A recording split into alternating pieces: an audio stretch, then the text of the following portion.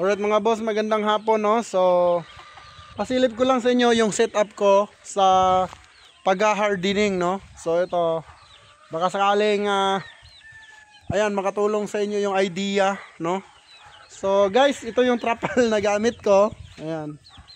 So in-order ko lang ito. So yung trapal na gamit natin ay 4x6x6 no. So kasyang-kasya sa flying pin. So yan yung mga kakirels natin na matatapang ngayon. So bumili ako ng 40 pieces na, kasi 40 pieces yung flying pin natin. So ang ganda kasi saktong-sakto talaga guys yung trapal. So 4x6 ang sukat niyan. 4 tapos 6 yung haba. Parang flying pin lang din.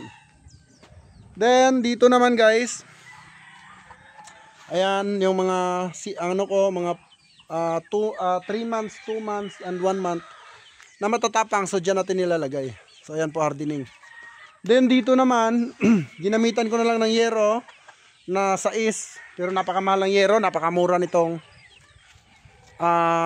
net trapal na to. Sobrang mura compare sa yero ang ibububong mo. Then nakompleto yan guys, kompleto yan. Ayan, problema, kaya ito dapat ay bubong, pero ayan, ginawa ko na lang ganyan kasi yung init ay tatamaan yung manok no, sa init, kasi ayun yung init. So lahat ng tama sa gilid, so useless yung yero.